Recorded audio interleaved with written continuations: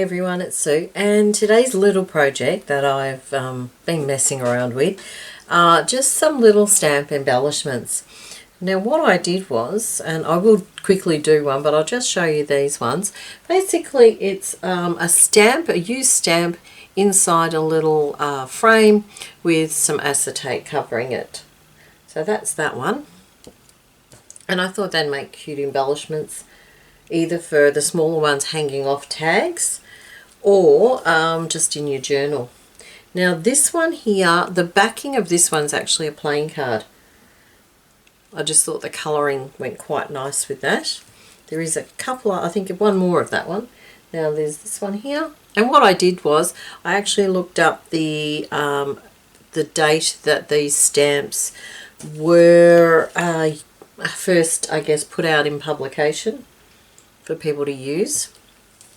This one was the first one I did, and it was just a random number that I popped on there because I was thinking specimen cards, and I thought you need a number.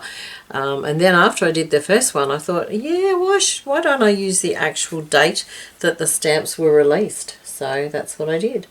So this one's a set of 3 Australian kangaroos. Not all of the set. There were a couple of other stamps that I didn't have.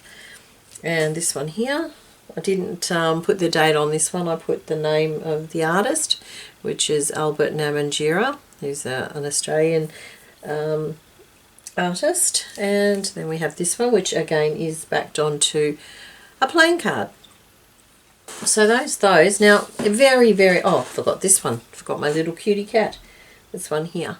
Now, they are very simple. All you need to do, if you've got the dies, the nesting dies, it makes it a lot easier because you simply cut out the frame part, cut a backing piece, and then I've got the stamp and a little piece which I put the date on.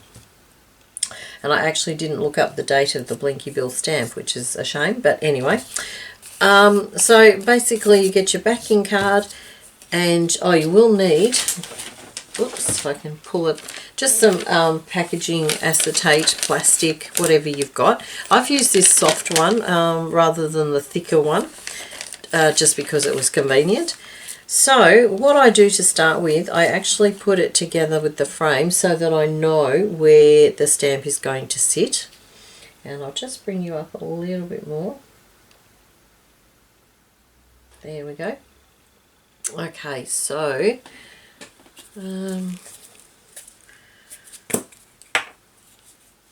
using the glue stick, I'm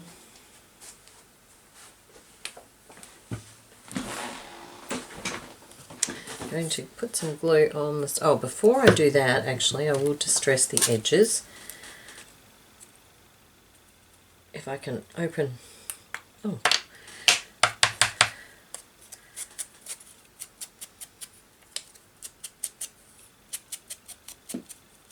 Okay, move that out of the way. So they're very simple, they really are. And once you've cut out all the frames, quick to make, but it's the cutting out of the frames that takes a little bit of time.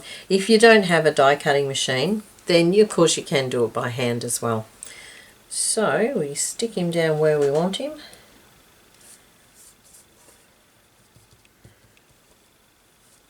And try not to get glue everywhere. Now what I'm going to do, I'm going to glue this down, yep, and then I will look up the date for the Blinky Bill stamps. Now it's actually not going to fit in the frame itself, so I'm going to actually stick that over the top. So we'll leave that there for a moment. Now the next job is to stick your frame onto your plastic or acetate. Now you can use the double-sided tape. I'm actually going to use the art glitter glue, which I found did work quite well.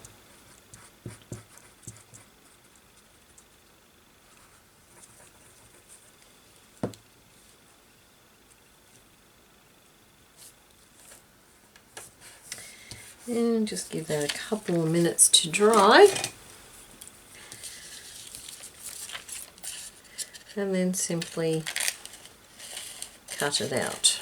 Oops, I just missed that little hole that was in the plastic. That was very lucky, I didn't even notice that there.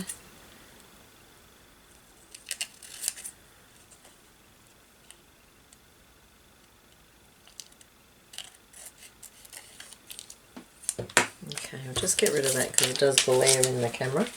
Okay, now, next job is to glue that down.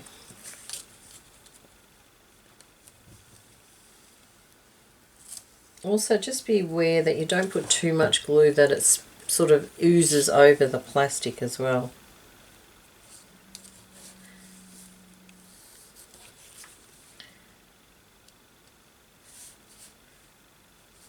Okay, pop the lid on that.